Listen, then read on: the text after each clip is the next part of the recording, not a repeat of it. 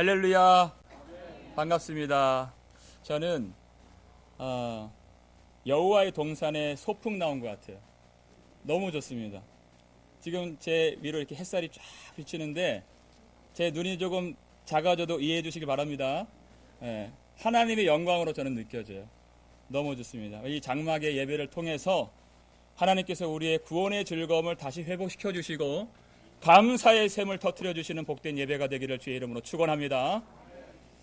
오늘 추수감사주일을 맞이하여 이렇게 예배를 드립니다. 하나님께서 반드시 대대로 지키라 하시는 그 절기를 아시죠? 세 가지가 있습니다. 6월절과 그 다음에 77절과 장막절이 있어요. 그 장막절에 해당하는 절기라고 할 수가 있겠습니다. 여러분, 그 절기에는 한 해 동안 하나님의 은혜로 모든 추수를 마치고 그 소출들을 창고에 다 저장하는 그런 은혜가 있는 날입니다. 그래서 이 수확들을 저장한다. 이래서 이 장막절을 또 다른 이름으로 수장절이라고 이렇게 말을 하죠. 이때 하나님 주신 명령이 있어요.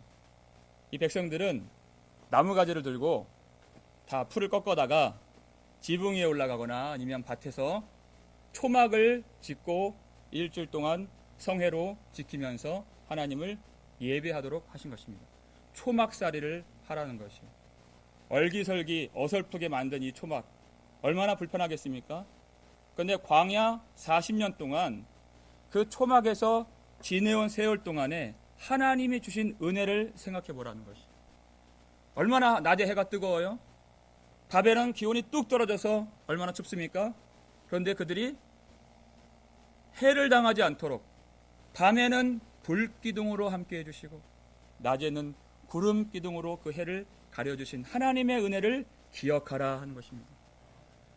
그들이 광야에서 풀 한 폭이 시원하게 나지 않는 그 죽음의 땅에서 배고프지 않도록 목마르지 않도록 그리고 옷이 헤어지지 않도록 그리고 그 발이 부르트지 않도록 하나님이 지켜주시고 돌봐주신 그 은혜가 얼마나 큰가. 그 장막절에 그리고 그 초막절에 그 초막에서 하나님의 은혜를 생각하고 기억하고 감사하라 하는 그 절기예요. 여러분, 그 때에 맞춰서 우리에게 이런 장막을 세워주시고 예배케 하시니 얼마나 하나님의 섭리가 놀랍습니까? 우리가 얼마나 하나님의 돌보심 속에서 많은 은혜를 받으며 지내왔는가를 다시 되돌아보고 앞으로 우리를 인도해 주실 하나님을 소망하고 하나님께 감사라고 우리에게 허락하신 이 장막 예배가 되는 줄 믿습니다. 이 장막은 우리의 은혜가 회복되는 자리요, 우리 감사가 회복되는 자리요, 우리 예배가 회복되는 회복의 장막이 될 줄을 믿습니다. 오늘 본문 1절 말씀 우리 힘차게 1절 함께 다시 읽어보겠습니다. 할렐루야, 여호와께 감사하라. 그는 선하시며 그 인자하심이 영원함이로다. 아멘. 그랬어요. 할렐루야, 여호와께 감사하라. 그는 선하시며 그 인자하심이 영원함이로다. 왜 우리가 하나님께 감사해야 되겠습니까? 하나님은 선하신 하나님이시다. 선하다란 이 히브리어 단어는 토브입니다. 성경에서 참 많이 쓰이는 단어죠. 선하다. 하나님만이 좋음이 되시고 하나님만이 선함이 되시고 하나님은 반드시 그의 백성들을 선한 길로 인도해 주시는 선하신 우리의 아버지 하나님이 되신다. 반드시 우리가 알아야 돼요. 왜냐하면 이스라엘 백성들이 항상 실패했던 것이 뭐냐면 하나님의 선하심을 깨닫지 못했다는 것입니다. 인생의 실패가 많이 있을 수 있죠. 사업을 하다가 실패가 올 수 있습니다. 하지만 하나님의 선하심을 깨닫지 못하는 그 실패보다 치명적이지 않다는 것이에요. 건강 관리를 잘 못해서 우리가 실패할 수가 있습니다. 하지만 하나님의 선하심을 알지 못하는 것보다 문제가 심각하지 않다는 것입니다. 왜냐하면 하나님의 선하심을 우리가 알아야 하나님을 예배할 수가 있어요. 여러분, 여호와께 감사하라 그랬습니다. 히브리어로 야다라는 말인데요. 우리가 이 감사를 한국의 말로 생각하면 의미가 너무나도 축소가 돼요. 왜냐하면 우리는 어떠한 사람이 나에게 선대해주고 잘해주면 그분 앞에서도 감사합니다 이렇게 예의를 차립니다. 그런데 이 히브리어의 야다라는 이 감사라 이 말은요, 절대 사람에게 쓸 수 없는 말이에요. 오직 하나님께만 드려지는 그런 믿음의 고백인 것입니다. 이 그림의, 이 단어의 그림 같은 이 모습이 하늘을 향해서 그 예배자가 손을 쫙 뻗는 것이에요. 손을 던지다 이런 뜻이 있어요. 우리가 언제 손을 뻗습니까? 나도 모르게 하나님의 은혜가 내 마음에 가득 차오르고 그 마음의 은혜로 감동이 되어서 나도 모르게 소리 나와서 찬송을 드리고 예배를 드리는 것이에요. 그때 그 단어가 야다라는 동사입니다. 하나님께 감사하라. 그 은혜를 생각하면 감사하지 않을 수가 없어요. 그래서 바울은 범사에 감사하라. 이것이 그리스도 예수 안에서 너희를 향하신 하나님의 뜻이니라. 아멘. 이렇게 말씀. 범사에 감사. 여러분, 범사는 모든 다사다난한 일을 말하는 것입니다. 그런데 우리가 그 일 속에 파묻혀 있으면 이 바울의 말하는 이 진리를 깨달을 수가 없어요. 감사할 수 없고 예배할 수 없다는 것이에요. 그 속에서 다사다난한 일 속에서 하나님의 선하심을 깨닫고 주님을 바라봐야 우리가 이 말씀대로 예배 드릴 수 있고 감사할 수 있는 것입니다. 많은 일이 있죠. 내가 생각할 때 좋은 일이 있을 때 그때도 있지만 인생에서는 그렇지 않고 감당하기 어려운 때도 많이 있다는 것이에요. 우리가 어떻게 예배를 드릴 수 있을까? 한국의 어떤 목사님 중에서, 유명한 목사님 중에서 이동원 목사님이라는 분이 계시죠. 제가 잘 모르지만 요즘에 그분 기사가 많이 나와서 그분의 둘째 아드님이 이 근처 이 토렌스 지역의 어떤 교회에 집사님으로 계셨는데, 제가 왜 관심이 갔냐면 그분이 그 둘째 아드님이 저랑 나이가 똑같아요. 동갑이에요. 근데 그분이 올 초에 변호사로 잘 지내다가 대장암 판정을 받고 8월 달에 수술을 받고 10월 초에 세상을 떠나게 되었습니다. 그러니까 그 목사님은 아들을 잃었어요. 젊은 아들이죠. 그리고 그 부인은 남편을 잃었습니다. 자녀들이 있는데 자녀들은 아버지를 잃었어요. 이것이 우리가 살아가는 범사라는 것입니다. 남의 이야기처럼 느껴지지 않았어요. 친구 같은, 잘은 모르지만 그런 사람이 한순간에 그렇게 감당할 수 없는 고통을 당하고, 또 하나님이 내 뜻은 상관없이 하나님이 뜻대로 데려가시는 그런 모든 일 속에서 우리가 하나님을 찬양하고 예배할 수 있어야 되는 것입니다.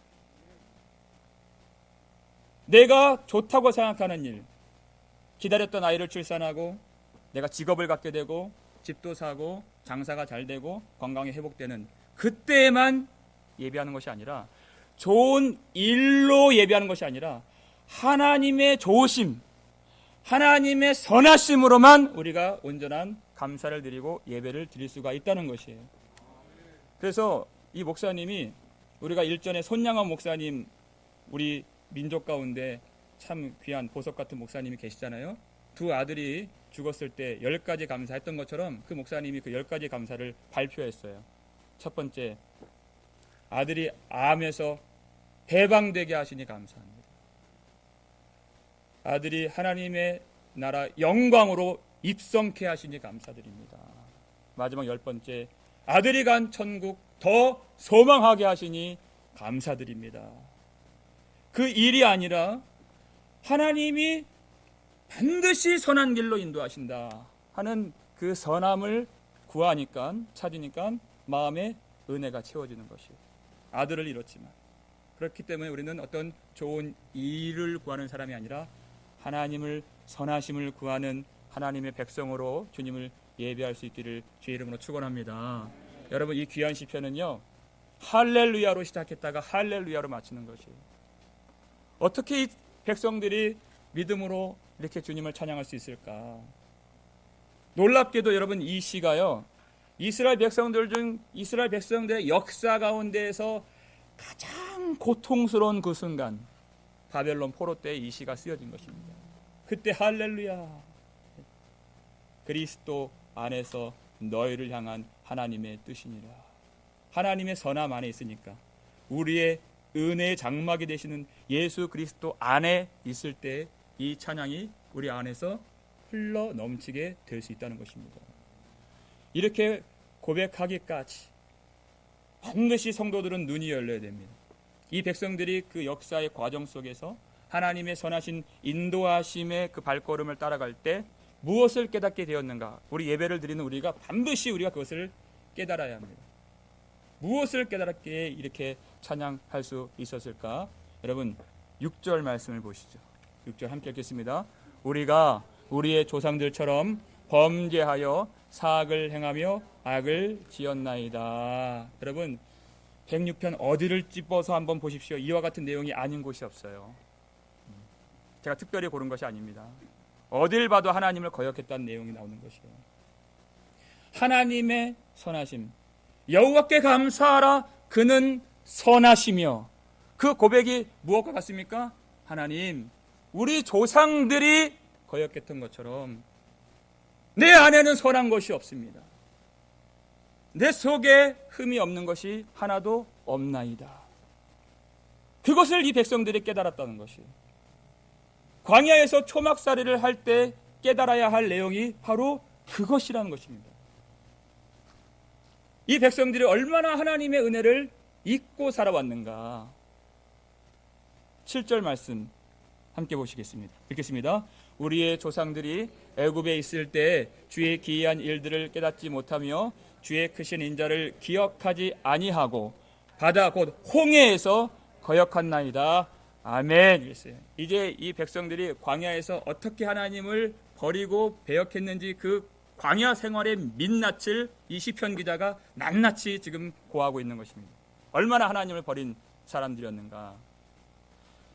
하나님의 기이한 일들을 깨닫지 못하고 이스라엘 백성들처럼 온 세상 나라 중에서 하나님의 권능과 영광의 역사를 이렇게 많이 경험한 사람들이 또 어디 있습니까? 그 무자비한 사악한 바로왕 아래에서 학대를 받고 압제를 받으면서 고통 가운데에서 그들이 하나님 앞에 부르짖었을 때 하나님이 그들의 고통을 보시고 내가 그들의 부르짖음을 들었느니라 주님 말씀하세요. 그래서 모세를 불러주시고 모세에게 권능을 주시고 지팡이를 주셔서 그 지팡이를 치게 하시니 그 애굽의 나일강이 피로 변하게 되는 큰 역사가 나타나게 된 것이에요. 물고기가 다 죽고 썩은 냄새가 진동하고 사람들이 마실 물이 없는 것입니다. 일평생 그 한 역사만 보더라도 사람이 절대 잊지 않을 것 같은데 사람이 안 그렇다는 것이에요. 그걸 잊어버려요. 그 다음에 온 나라에 개구리가 다 들끓고 일어납니다. 떡반죽 그릇 안에 개구리가 있고 뭐 이불 속에도 개구리가 있고 온 개구리가 있어요. 온 나라의 그 티끌이 먼지 하나까지도 이가 되어서 온 몸에 기어다니는 것이에요. 얼마나 괴롭습니까?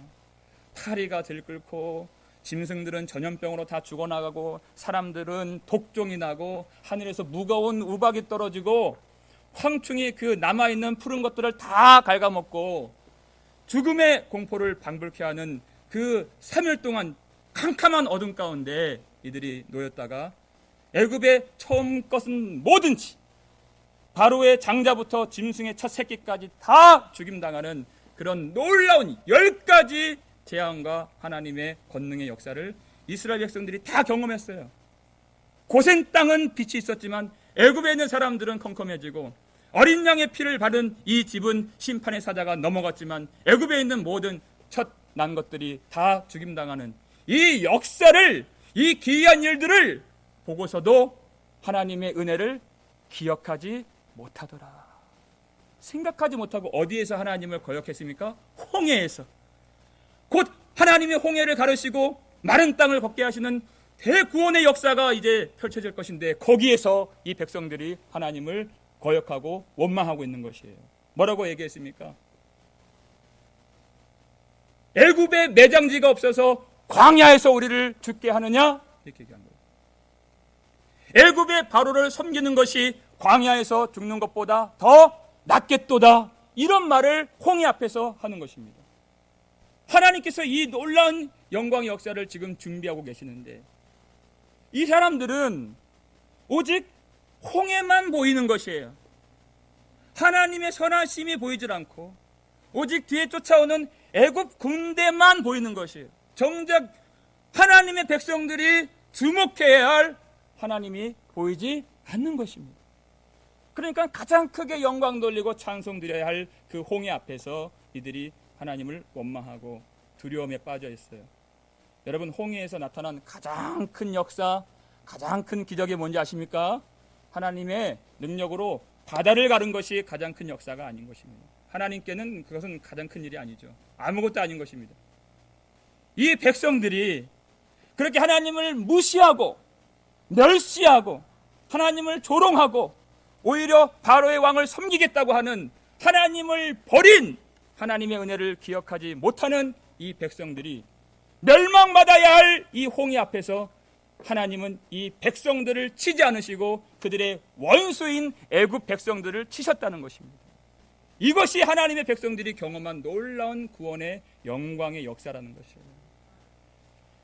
그들이 심판을 받아야 할 그 자리에서 하나님은 구원의 은혜를 베풀어 주신 것이에요. 그 은혜를 생각하면 얼마나 놀랍습니까? 그것은 그들이 잘했기 때문에 받은 은혜가 아니에요. 하나님이 하나님의 이름을 걸고 그들을 사랑으로 언약해 주셨기 때문에 베풀어 주신 은혜라는 것입니다. 주님의 이름 때문에, 주님의 이름 안에서 너희는 내 백성이요 나는 너희의 하나님이 되리라 하신 그 신실한 언약 때문에 이들이 구원을 받은 것입니다. 이스라엘은 내 장자요 나는 그들의 아버지가 되리라 하셨기 때문에 아버지가 어떻게 그 아들을 잊겠습니까? 그런데 이들은 항상 그 은혜를 잊어버리는 것이에요. 잠깐 뜨거울 때는 말씀도 듣다가 찬송도 하다가 이들이 그 구원을 경험하고 너무 놀라서 모세와 미리암과 함께 소고를 들고 춤을 추면서 예배드렸다고 그랬어요. 그런데 얼마 오래 가지 않았습니다.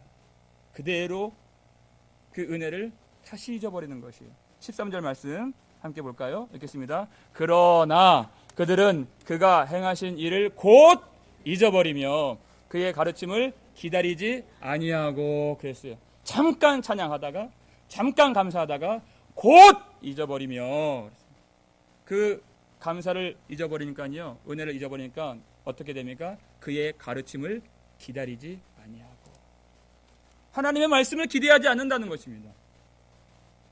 여러분, 하나님이 모든 만물을 창조하시고 그 권능으로 모든 일을 하실 수가 있는데 왜 이 백성들을 광야로, 아무것도 없는 광야로 인도하십니까? 세상 만국을 누리는 것이 복이라면 세상으로 인도하시고 그냥 애굽에 사는 것이 복일 것입니다. 그런데 왜 그들을 구출해 주시고 구원이라고 하면서 왜 광야로 그들을 떨어뜨려 놓으셨는가? 참된 복은 세상을 얻는 것이 아니요 세상을 비우는 것이 복이기 때문입니다. 그런데 우리가 다른 종교에서 말하는 것처럼 비우고 무소유하는 것이 복음의 진리를 말하는 것이 아닙니다. 그 비어진 심령의 비고빈 마음에 하나님으로 충만하게 소유하고 채워 하나님의 영광으로 임하시겠다는 것이에요. 아무것도 갖지 않는 것이 아니에요. 하나님을 소유하라는 것입니다. 하나님을 모시라는 것이, 하나님을 섬기라는 것입니다. 그 은혜를 충만하게 채우시는 그 하나님을 광야에서 경험하는 것입니다. 어떻게 경험합니까? 이 백성들을, 내 장자라 하신 이 백성들을 하나님이 낮추시고 줄이게 하신 이유가 있다 그랬어요.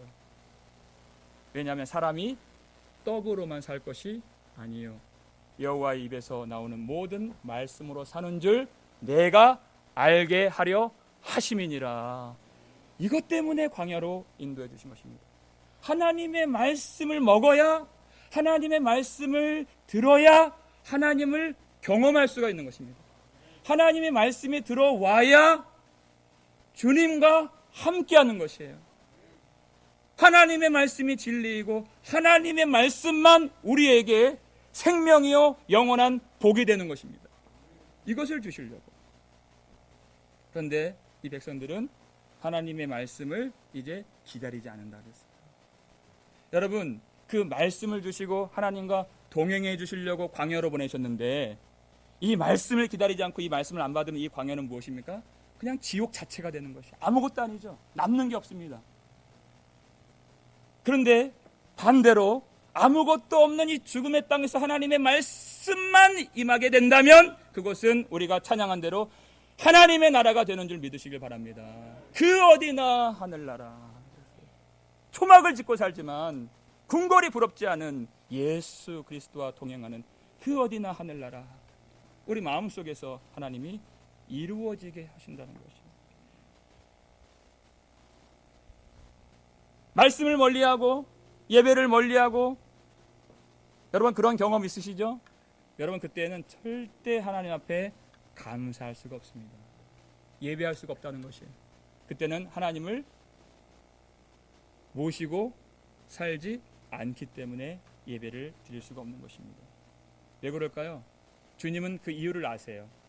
그 마음속에 하나님이 계시질 않고 욕심이 가득하다는 것을 주님이 아신다는 것이에요. 다음 절 볼까요? 14절 말씀 읽겠습니다. 광야에서 욕심을 크게 내며 사막에서 하나님을 시험하였도다. 이렇게 얘기했어요. 그들 속에 있는, 마음 속에 있는 욕심을 그리고 탐심을 아셨습니다. 여러분 이 내용이 민수기 11장에 나오는 내용이에요. 민수기 11장에 이들이 뭐라고 고백을 하느냐면 이들이 항상 생각하는 것이 있습니다. 탐욕을 부리면서 애굽에서 우리가 얼마나 잘 먹었는데, 애굽에서 생선 먹고 오이 먹고 참외 먹고 부추 먹고 파 먹고 마늘 먹고 바로가 그걸 주었다는 거예요. 그런데 민수기 11장 5절 보면 아주 독특한 표현이 나와요. 바로가 이것을 어떻게 주어서 우리가 배불르게 먹었다고 얘기하느냐면 애굽에서 우리가 값없이 생선과 참외와 오이와 부추와 파 마늘을 먹은 것을 생각하고는, 이렇게 얘기해요. 값없이 먹었다는 거예요. 여러분 바로가 어떤 사람인데 값없이 그걸 줍니까? 바로가 어떤 사람인데? 값이 없다는 말은 성경에서 항상 하나님의 은혜를 표현할 때 쓰여지는 단어예요. 오라 오라, 목마른 자들아 오라, 돈 없는 자들도 오라. 값없이 돈 없이 포도주와 젖을 사라. 하나님의 성령으로 충만하게 채워주신다는 것입니다. 이때 하나님께만 돌려야 할 이 은혜에 대한 감사의 고백을 바로가 그렇게 해줬다는 것이에요. 세상이 그렇게 나를 흡족하게 해줬다는 것이에요. 그것이 욕심으로 가득 찬 사람들의 모습이라는 것입니다. 세상은 그렇게 높여요. 세상이 조금만 잘해줘도 어떻게 바로가 값없이 줬어요. 그렇게 학대를 하려고 조금 매긴 것이죠. 그런데 그렇게 잘해줬다고, 그렇게 그리워하고 조금만 잘해주면 감동을 하면서 세상을 바라보고 기웃거리고 흠모하고 그리워한다는 것이에요. 근데 하나님에 대해서는 항상 시험합니다. 뭐라고 시험합니까? 그 시험하는 말이 있어요. 시편 78편 19절 말씀 함께 읽겠습니다. 하나님을 대적하여 말하기를 하나님이 광야에서 식탁을 베푸실 수 있으랴, 이렇게 말했다는 거예요. 하나님이 광야에서 식탁을 베푸실 수 있으랴. 애굽의 바로는 이렇게 값없이 풍성한 먹을 것을 주었는데 하나님은 광야에서 내게 먹을 것을 주실 수 있으랴? 하나님이 이 땅에서 내게 복을 주실 수 있으랴? 하나님이 이 광야에서 내게 좋은 것을 주실 수 있을까? 못 믿겠다는 것이에요. 얼마나 하나님을 멸시하는 말입니까? 얼마나 하나님을 믿지 못하는 그런 말입니까? 이 백성들이 계속 그와 같이 하나님을 거역하고 살아왔다는 것이에요. 여러분 이 백성들에게, 이렇게 하나님을 시험하는 백성들에게 무엇이 필요하겠습니까? 그 10가지 재앙과 홍해가 갈라지는 그 영광의 대역사를 경험하고서도 그걸 잊어버려요. 이들에게는 기적이 필요한 것이 아니에요. 이 땅의 것으로는 이 사람들이 참으로 하나님을 예배하고 감사할 수가 없는 것입니다. 위로부터 내려오는 은혜가 있어야 되는 것이에요. 여러분 사람이 보는 눈으로 아니고 성령께서 주신 지혜를 가지고 지금 이 백성들 가운데 반드시 있어야 할 것이 무엇인가 한번 여러분이 한번 생각해 보세요. 무엇이 있어야 될까? 무엇이 있어야 할렐루야로 시작했다가 할렐루야로 마치는 그 찬송의 거룩한 예배를 드릴 수 있을까? 무엇입니까? 이들에게 필요한 단 한 가지, 그것은 회개가 필요하다는 것이에요. 그래야 하나님 백성으로서 온전히 예배를 드릴 수가 있는 것입니다. 참으로 회개하지 않고서는 하나님 앞에 감사할 수도 없고 예배할 수가 없다고 가르쳐 주신 것이에요. 초막을 짓고 일주일 동안 광야 생활을 기억하라. 무엇을 기억합니까? 그 본질적인 것은 광야에서 거역하는 그 죄를 기억하라는 것이에요. 그런데 그 모든 죄를 다 덮고도 남음이 있는 하나님의 은혜를 기억하라는 것입니다. 여러분 집에 가서 시편 106편을 반드시 읽어보셔야 됩니다. 얼마나 많은 순간순간마다 길목마다 이 백성들이 하나님을 거역하고 배신하고 믿지 못하고 말씀을 버리고 은혜를 잊고 하나님을 미쳐버리고 애굽으로 돌아가고자 했는가. 얼마나 많은 순간마다 하나님이 은혜를 주셨는데 그것을 다 비워버리고 아무 은혜를 받지 못한 사람인 양 그렇게 원망과 불평으로 세상 것들만 추구하고 살고 있는가. 이 사람들은 오로지 자기 먹는 것에만 관심이 있어요. 그러니까 하나님이 주지 않는다고 생각하니까 우상을 섬겨요. 36절에 그 말씀이 나오잖아요. 그들의 우상을 섬김으로 하나님을 생각하지 않고 먹을 것만 생각하고 그 우상 앞에 절하고, 그게 바로 그들의 욕심입니다. 그래서 바울이 탐심은 곧 우상 숭배니라 이 말을 한 것이에요. 오직 땅에 있는 것만 바라보고 자기만 생각하는 사람이었다는 것이에요. 이 광야에서 그리고 초막 생활을 통해서 우리가 깨달아야 할 것이 무엇인가? 이렇게 선한 것이 없는 자신을 바라볼 줄 알아야 한다는 것이에요. 이렇게 하나님의 은혜를 모르고 예배치 못하는 나를 깨달을 수 있어야 된다는 것입니다. 그걸 알아야 우리가 예배할 수 있어요. 그래서 사람들은 이해할 수 없어요. 어떻게 이스라엘은 내 장자라 하신 이 백성들을 어디로 인도하셨다 그랬어요? 이 시를 언제 썼다 그랬죠? 바벨론 포로 생활 가운데 그 고통의 불같은 시험 속으로 하나님이 그들을 인도해 가신 것입니다. 거기서 그들이 하나님을 깨닫고 하나님의 은혜를 깨닫고 참으로 돌이켰어. 마음을 찢고 애통하고 돌이켜서 회개할 수 있도록 하시기 위해서 지각에 뛰어나신 하나님께서 사람의 지혜로는 헤아릴 수 없는 그 선한 길로 이 백성들을 인도해 주셨다는 것입니다. 그래서 찬양할 수 있는 것이 바로 오늘 본문 47절 말씀. 우리 함께 읽겠습니다. 47절 읽습니다. 여호와 우리 하나님이여 우리를 구원하사 여러 나라로부터 모으시고 우리가 주의 거룩한 이름을 감사하며 주의 영예를 찬양하게 하소서. 아멘. 그랬어요. 여러분 무엇을 감사합니까? 우리가 주의 거룩하신 이름을 감사하며. 여러분 누가 그 이름을 감사합니까? 내가 직장을 얻으면 감사하고 장사가 잘 되면 감사하고 내가 진급을 하면 감사하고 좋은 대학을 가면 감사하지. 누가 여호와의 이름에 감사하겠어요? 하나님의 은혜를 아는 사람은 그 이름을 감사하는 것이에요. 왜냐하면 우리가 구원을 받은 것이 똑같아요. 우리도 우리의 노력과 우리가 행한 열매로 구원을 받은 것이 아니에요. 지극히 높으신 하나님의 성품과 하나님의 이름으로 맺은 언약과 하나님의 신실하심과 하나님의 인자하심 속에 우리가 구원을 받았기 때문에 그 이름을 감사하는 것이에요.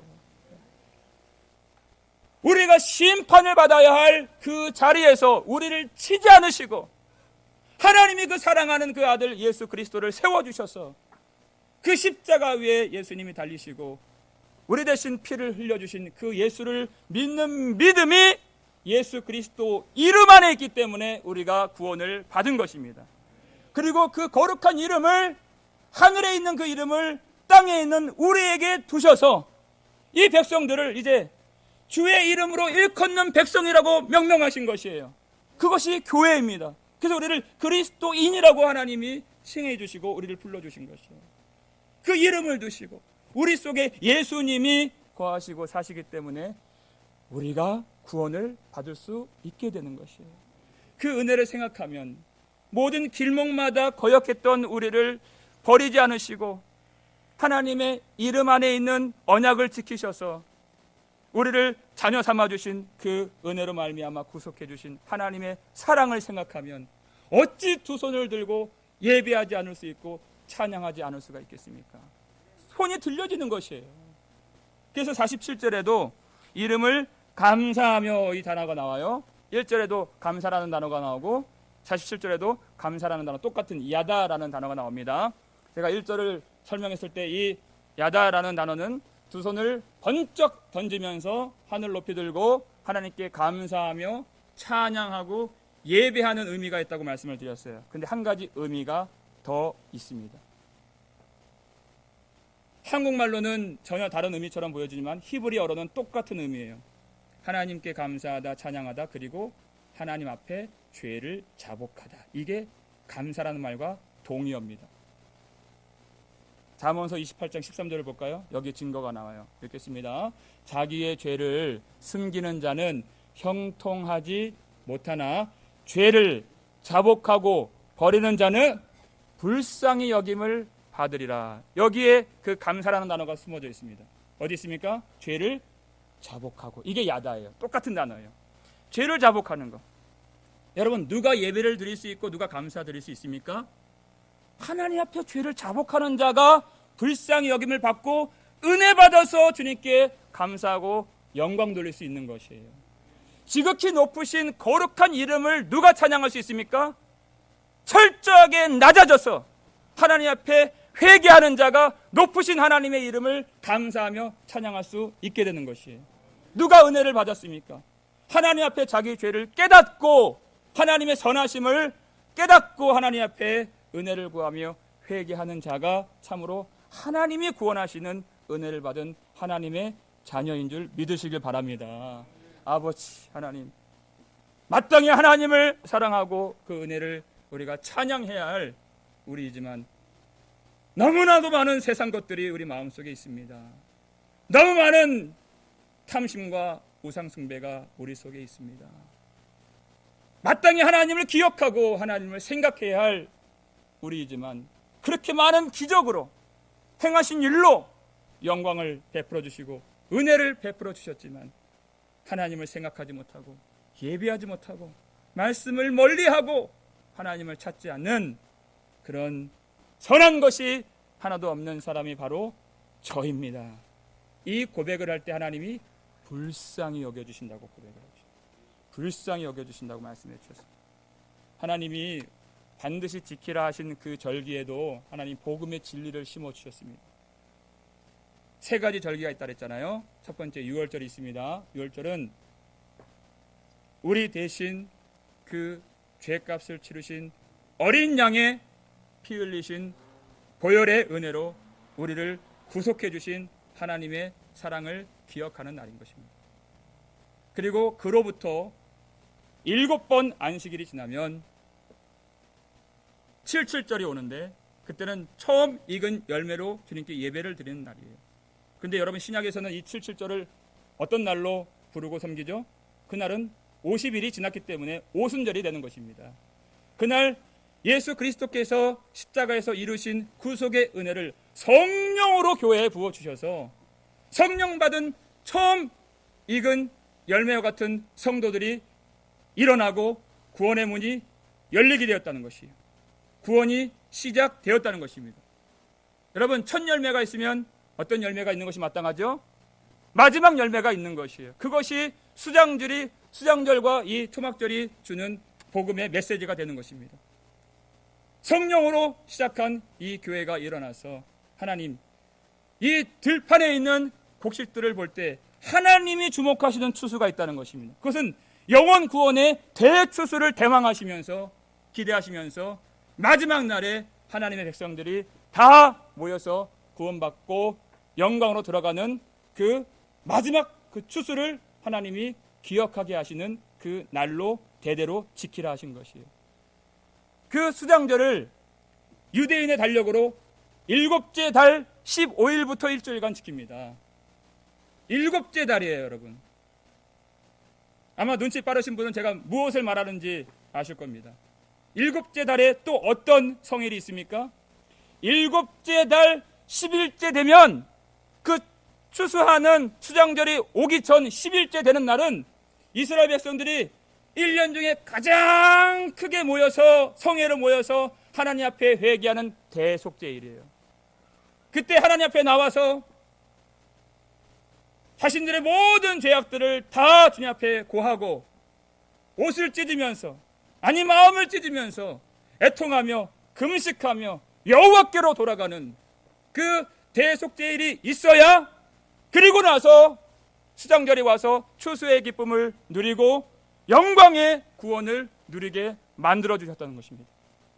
회개하지 아니하면 하나님 앞에 내 죄를 깨닫지 못하면 어떤 추수의 기쁨도 하나님의 구원의 영광의 즐거움도 받지 못하는, 하지만 하나님의 이 말씀을 깨닫고 참으로 자신의 죄를 깨닫고 주님 앞에 은혜를 구하고 죄를 고백하며 자복하고 회개하는 모든 자들에게는 이 땅에서도 추수의 그 기쁨으로 넘치게 하시고 구원의 영광의 즐거움을 회복시켜 주시는 줄 믿으시기 바랍니다. 왜 우리에게 이 팬데믹의 어려운 상황을 허락해 주셨는가? 하나님은 선하신 하나님이십니다.